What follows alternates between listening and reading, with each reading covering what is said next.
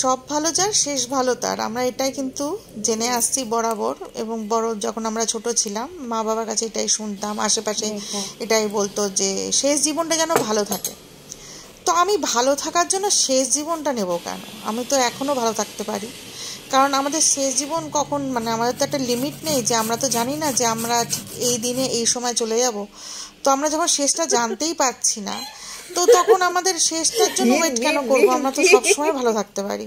আর এই সবসময় ভালো থাকতে গেলে কেউ আড্ডাবাজি করে ভালো থাকে, কেউ বিভিন্ন রকম ডিশ খাবার, মানে খাবার খেয়ে ভালো থাকতে পারে, কেউ কাজ করে, কাজ ভালোবেসে কাজ করে ব্যস্ত থেকে সময়টাকে কাটাতে ভালোবাসে আর কি।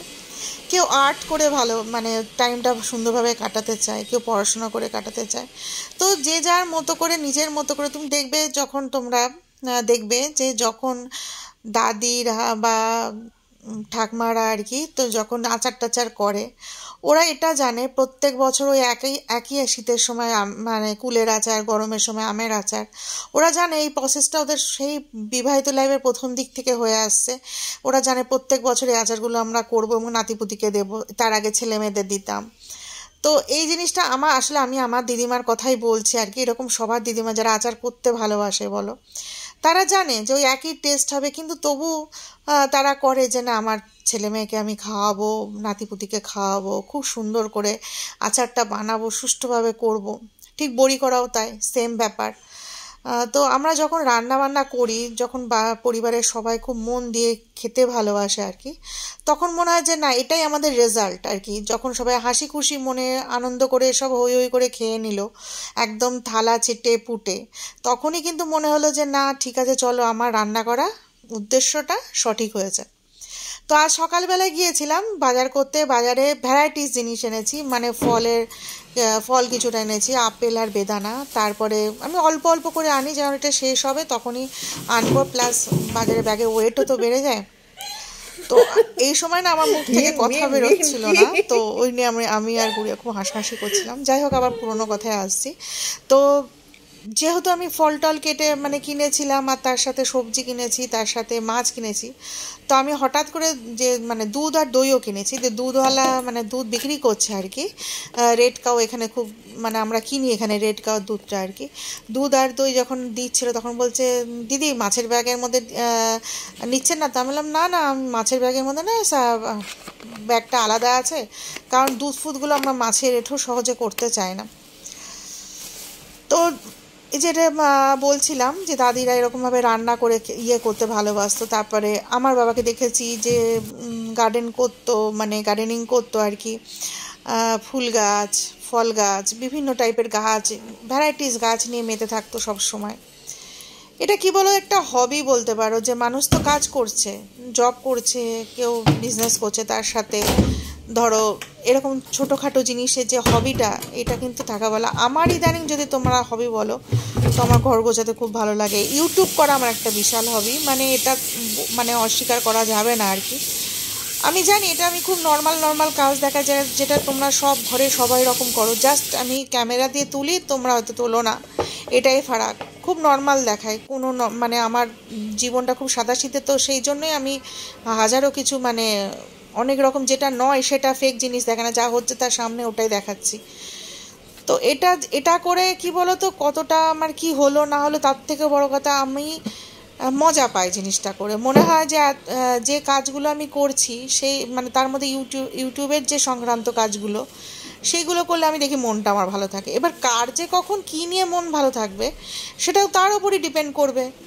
তো মানে যেটা তোমরা করবে সেটা যেন অবশ্যই মন থেকে করো, কারোর প্রেশারে না। আমার এটাই বলার বক্তব্য। আমি এতক্ষণ ধরে এতটা কথা বলে যাচ্ছি যে মন থেকে করো, যে কাজটাই করো। তুমি যদি বাড়ি পরিষ্কার করো, তুমি যদি কোনো স্টুডেন্টকে পড়াও, তুমি যদি ভালো আচার তৈরি করো, তুমি যে কোনো কাজটা করবে, মানে তোমার সারা দিনের পরে যখন রাতে তুমি শুতে যাবে, ভগবানকে প্রার্থনা করবে, তখন তার আগে তোমার যেন মনে হয় চলো আজকের দিনটা আমার খুব সাকসেসফুল গেল। মানে আমরা তো সবসময়, আমরা তো দিনের মধ্যে প্রত্যেক দিন লটারি টিকিটে টাকা পাবো না, না। তো আমাদের এই প্রত্যেকটা দিনটাকেই আমাদের একটা লটারি টিকিট মনে করতে হবে, যে ভগবান আমাদেরকে একটা দিন এত সুন্দর দিকভাবে আমাদের কাটিয়ে দিল। কারণ আমরা নিজেরাও জানি না এই পৃথিবীতে কোটি কোটি লোকের কোটি কোটি সমস্যা, এবং একটা সমস্যার সাথে একটা সমস্যার মিল নাও হতে পারে। আমরা খুব ক্যাজুয়ালি মেপে চুপে দিয়ে, আচ্ছা তোর ছেলে চাকরি হয়ে গেছে, তাহলে তো তোর মতো সুখে আর কে আছে, ও তোর মেয়ের বিয়ে হয়ে গেছে, তাহলে তো আর কোনো দরকারই নেই, তোর লাইফে তো পুরো সেটেলড। আর কিন্তু সে বুঝছে তার সমস্যাটা কোথায়। তার হয়তো দাঁতে ব্যথা বা কোনো শরীরে কোনো কষ্ট, সে জানে যে ছেলে মেয়ে আমার তৈরি হয়ে গেছে, সব কিছু হয়েছে, কিন্তু তার শারীরিক কষ্ট বিশালভাবে আছে। কেউ হয়তো মানে সারা জীবন দান খয়রাত করে আসছে, মানে কাউকে না কাউকে কিছু না কিছু দিয়েই আসছে। তো শেষ জীবনে হয়তো ছেলে মেয়ের সংসারে থেকে গেল, ছেলে মেয়ে পছন্দ করছে না, তুমি কোনো কিছু দান টান করতে পারবে না, তখন মনে হবে কি না আমাকে কন্ট্রোল করছে ওরা, সে তখন হ্যাপি থাকলো না। যতই ছেলে মেয়ে সাকসেসফুল হোক না কেন, যতই সে বড় বড় বাড়ি বড় গাড়িতে চলুক না কেন, যখন মানে কারা যে কখন যে কত রকম সমস্যা সেটা আমরা দূর থেকে বুঝতে পারি না। আমরা শুধু ভাবি যে চলো 2 ছেলে মেয়ে বা 2 মেয়ে বা 2 ছেলে বা 1 ছেলে 1 মেয়ে যাই হোক না কেন, সন্তান যেটাই হোক না কেন, ও সেটেল মানে ওরা সারা জীবনে নিশ্চিন্ত, তা কিন্তু নয়। এই প্রসেস কিন্তু চলতেই থাকবে। আমরা একটা করে সমস্যা সমাধান করব, আবার একটা সমস্যা আসবে, আবার সেটাকে সমাধান করব। এই জিনিসটা আসতে থাকবে, রোলিং হতে থাকবে। তার সমস্যা ছাড়াও জীবন হয় না, আবার যে পুরোটাই সমস্যাবহুল জীবন তাও কিন্তু না। আমরা কিন্তু আনন্দও পাই, আমরা কিন্তু খুশিও হতে পারি। এবার যে নিয়ে এরকমভাবে থাকবে, কেউ ফিউচার প্ল্যানিং করতে ভালোবাসে, যে ফিউচারে এটা করব ওটা করব, কেউ বলে না আজকের দিনটা আমি দারুণভাবে উপভোগ করব, কেউ বলে আমি শুধু দান করেই আনন্দ খুশিতে থাকবো, কেউ বলে আমি সকালবেলা মর্নিং ওয়াক না করলে আমার তো সারা দিন পুরো খারাপ হয়ে যায়। মানে ছোট ছোট জিনিসে আমরা কত সুন্দর আনন্দ করতে পারি। তো আজকে আমি এখানে সকালবেলায় একটা চানার তরকারি করছিলাম, কাবলি চানার তরকারি। সেটা কিছুই না, নর্মাল একদম পেঁয়াজ রসুন দিয়ে করছিলাম। আর পেঁয়াজ রসুন যখনই থাকবে তখন একটু চাপটা কম থাকে, কারণ নিরামিষের দিনে না ওই ঘি গরম মশলা বা একটুখানি অন্যরকম কিছু বা পনির এসব দিয়ে একটু গোজামিল দিতে হয়, কারণ আমরা তো সব দিন নিরামিষ খাই না। তো যাই হোক, এটা রুটিন মশলা দিয়ে বানিয়েছি, কোনো এমন কিছু ঝামেলা কিছু না। তো এই ছোট্ট এই আদা কোরানোর এইটা না খুব আমার ভালো লাগে আর কি। 10 টাকা না 20 টাকা দিয়ে কিনেছিলাম একদম ফুটপাথ থেকে, কিন্তু বহুদিন চললো। তো মানে কি বলো তো, জিনিসের ভ্যালু তখনই হবে যদি তুমি সেটাকে খুব ভালো করে ইউজ করতে পারো। ধরো আমরা কোনো একটা দামি শাড়ি কিনলাম, দিয়ে এবার কী করছি, আলমারিতে রেখে দিয়েছি, থাকলো, তারপর পরতে গিয়ে প্যাচ করে ছিঁড়ে গেল। তো ওটার কোনো ভ্যালুই হলো না, যত দাম দিয়ে শাড়ি হলো না কেন। কিন্তু আমরা 10 টাকা 15 টাকা বা 20 টাকা জিনিস কিনছি, সেটাকে যথেষ্ট রোগড়ে ইউজ করছি, এবং তারপরে দেখা গেলো সে সত্যিই অনেকটা সার্ভিস দিয়ে দিল। তো এর মধ্যে কিন্তু একটা হ্যাপিনেস থাকে, অন্তত এটা তো আমার মনের মধ্যে হয়। তো যাই হোক, এটা আলুটা ভেজে নিলাম, আর রান্নায় আসি। আলুটা ভেজে নিলাম, এবার ক্যাপসিকাম টমেটো এইগুলো দিয়ে দিলাম, দিয়ে ভাজলাম, নুন হলুদ তেজপাতা দিলাম।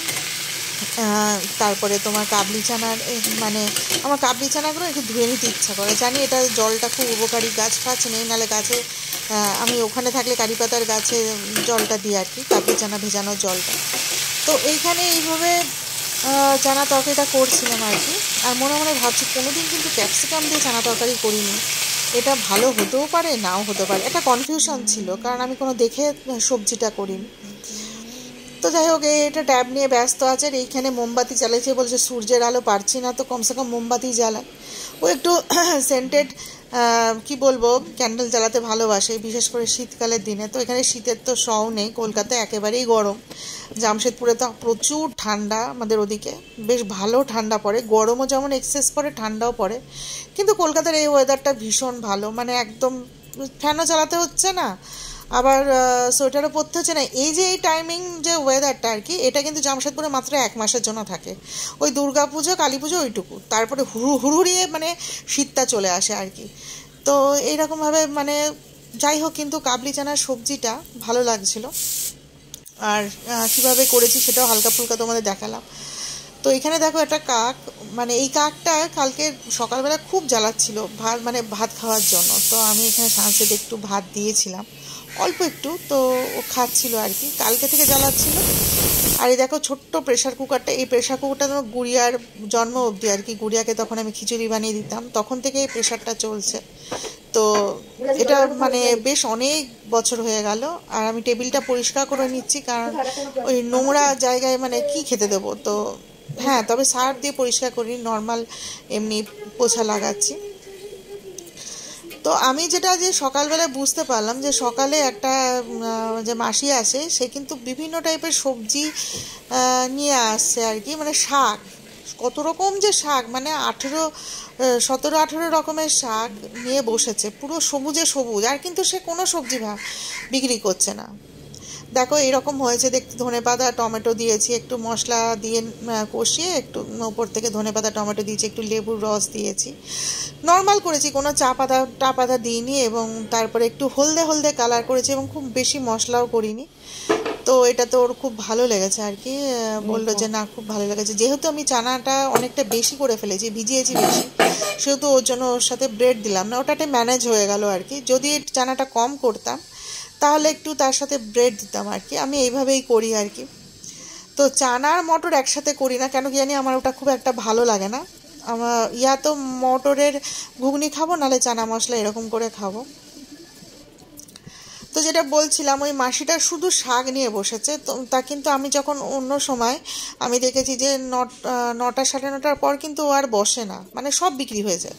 বাজার করা কিন্তু একটা আর্ট। যখন প্রথম প্রথম বাজারে যেতাম কিচ্ছু বুঝতে পারতাম না যে কোনটা ভালো, কোনটা হাইব্রিডে, কোনটা দেশি। তারপরে এই 1-1.5 বছরে কিন্তু ভালো বুঝতে পারছি, যখনই আসি দিন 7-এর জন্য বা দিন 10-এর জন্য, তখনই আমাকেই বাজার করতে হয়। তো যখন দেখি যে বয়োজ্যেষ্ঠরা বেশ দরাদরি করে করছে, তখনই আমি ওদের থেকে মাছটা হয়তো কিনে নিলাম। কারণ এখানে যদি তুমি একটুখানি বার্গেনিং না করো, তোমাকে ঠকিয়ে দেওয়ার চান্সটাই বেশি আর কি। আর যেহেতু জানলায় অনেক দিন মোছা হয়নি, তাই আমি এর আগের বার এসেছিলাম তখন জানলা আমি মুছতে অত পারিনি। আর তারপর ধরো হালকা ফুলকা তো স্যাটারডে সানডে জানলা খোলাই থাকে, অন্য সময় তো ও গুড়িয়া কলেজেই চলে যায়, তো এই সময় যখন খোলা থাকে তখনই ধুলোটা পড়েছে আর কি। তো এই জন্য পরিষ্কার করছিলাম। আর পেছনে দেখো একটা কারখানার ছাদ দেখা যাচ্ছে, ওটা কি কারখানা তো যাওয়া অ্যালাউ নয় আর কি। আর এমনি এইভাবেই বিছানাটা গোছালাম, কারণ বিছানা ছাড়া ঝাড়ুটা না খুঁজে পাচ্ছিলাম না। তা বললাম আমার একটু চুলটা একটু বেঁধে দে, আমরা মা মেয়ে হাজারো গল্প করছিলাম আর কি, কত রকম গল্প। তো চুল বেঁধে দিল। তো ও বলছে মা অনেক চুল উঠছে তোমার। আমি বললাম হ্যাঁ, হেয়ার কেয়ার করতে হবে। ওই তো করতে হবে বলে ওখানেই থেমে যায়, আর করা হয় না, এটা একদম খারাপ, এটা একেবারেই উচিত না। তো আমার মাঝে মাঝে একটুখানি যে স্পা করি না তা না, হেয়ার স্পা করি পার্লারে গিয়ে, কিন্তু বাড়িতে একটা মানে অ্যালোভেরা জেল বা এমনি কিছু, বা দই দেওয়া, বা মেথি বাটা দেওয়া, অনেক কিছুই জানি, কিন্তু যে চুলে কি করে কেয়ার করতে হয়, কিন্তু ওই করবো করবো করে আর টাইম হয় না। তো এইসব হাজারো রকম বকর বকর করছি। ওর যেহেতু কলেজ ছুটি, একদিন ছুটি একদিন এক্সাম, এইভাবেই শিডিউল আর কি ঠিক করা আছে। তো এটা অনেক রকম কথা বললাম, অনেক টপিক নিয়ে বললাম। তো তোমরা একটা কথাই আমি শুধু বলবো যে জীবনটা অনেক ছোট, কিন্তু মানে আমি বুঝতে পারতাম না এই কথাটা অনেকের মুখে শুনবে জীবন ছোট, আমি নতুন করে তোমাদের বলছি না, কিন্তু এটা রিয়েলাইজ করে কজন যে জীবনটা অনেক ছোট, কালকে কি হবে আমরা কিচ্ছু জানি না। তো প্রত্যেকটা দিনই একটা আনন্দের মধ্যে দিয়ে গেলে আমাদের রাতের বেলা অন্তত বলি দিনটা আজকে খুব ভালো কাটলো। সে ভালো কাটার মধ্যে অন্যের হাত আছে কি না আছে জানি না, কিন্তু আমি নিজের দিনটা নিজে ভালো মানে কাটাতেই পারি আর কি। বেশ একটা ফ্রিলি একটা থাকা, বা একটা কোনো চাপ মুক্ত থাকা, বা কোনো কিছু ফিউচার নিয়ে না ভাবা, পাস্ট নিয়ে না ভাবা, শুধু একটু ঠাকুরের প্রার্থনা করা, নিজের কাজের প্ল্যানিং করা, যে কোনটা করব কোনটা বাকি থেকে গেল, মানে এইগুলো, বা একটা হালকা ফুলকা সিনেমা দেখা বা সিরিয়াল দেখা। না সিরিয়ালে ওই মানে ঝগড়াঝাটি না, আমি তো সিরিয়াল দেখি, কিন্তু আমি যেহেতু মোবাইলে দেখি শুধু কেটে কেটে দেখি, যখনই দেখি নেগেটিভ পার্সনগুলো চলে আসে আমি ওই অংশটা বাদ দিয়ে দিই। আর সিরিয়াল তো বোঝা যায় পরের গল্প, কারণ তুমি যদি 4-5টা এপিসোড না দেখো তারপরেও বুঝতে পারবে গল্পটা এটাই ছিল, তো অসুবিধা হয় না। আমি আগে কি করতাম না, বোকার মতো সিরিয়ালের সবটুকু দেখতাম, আর ওতে কী হবে বলো তো, টেনশন হয়ে যায়, একটা এফেক্ট পড়ে যায়, তাতে নেগেটিভ লোকগুলো যখনই চলে আসে আমি বাদ দিয়ে দিই, আবার যখন খুশি খুশি কিছু দেখায় সেটা দেখে দিই। ওই জন্য আমি 4-5টা সিরিয়াল প্রায় দেখি, কিন্তু আধ ঘন্টার মধ্যে শেষ হয়ে যায়, কারণ আমি কেটে কেটে দেখি। নেগেটিভ সব জিনিসগুলো না দেখাই ভালো, এটা সবাই আমাকে বলতো, আগে আমি বুঝতাম না, এখন বুঝি। তো আমরা তো এটাই করি না, নেগেটিভ জিনিসকে বেশি চর্চা করতে গিয়ে নিজেদের লাইফটাই পুরো নেগেটিভ জিনিসে ভরিয়ে দিই আর কি। যেহেতু ছোটো থেকে বাজার করা অভ্যাস নেই, তো আগে খুব ঘাবড়ে যেতাম, ভাবতাম কী হবে, কোনো রকম কেউ ঠকিয়ে দেবে না তো। তো আমি বাজারটাকে একটু অ্যাভয়েডই করতাম, কিন্তু যেহেতু এখন কলকাতায় রয়েছি, তো সেই জন্য এখন বাজার আমাকেই করতে হয়, কিন্তু আমি সব কিছু কিন্তু নিজে এখন নিয়ম মাফিক মানে ব্যালেন্স করে চলতে পারছি। যখন শরীরটা একটু খারাপ থাকে তখন হয়তো গেলাম না বাজারে, কিন্তু তারপরের দিন আবার গেলাম। তো এবার বুঝতে পারি কোন এরিয়া থেকে নিলে কত টাকা দেবো, কোন সবজি বা কোন মাছের দর কীরকম চলছে, ফলগুলো কীরকম চলছে, মোটামুটি একটা আইডিয়া হয়ে গেছে এবং ফটফট এখন হিসাবও হয়ে যায়। আগে একটু নার্ভাস লাগতো যে কি জানি পারবো কি না, মানে সবারই দেবে, এটা অভ্যাস করলে কিন্তু অভ্যাসটা হয়ে যায়। চুল যদি বড় থাকে না তো স্টাইল করলে খুব ভালো লাগে আর কি, দেখবে লম্বা চুলে একটু খুব সুন্দর করে বিনুনি বাঁধা যায় আর বেশ ভালো লাগে কিন্তু। একটা কথা বলবো যে দিনের শুরু থেকে শেষ অবধি নিজের মাথাটাকে ঠান্ডা রেখো, কারণ আমাদের মাথা যদি ঠান্ডা থাকে পুরো সংসার কিন্তু শান্তির হবে। আজকে আসছি।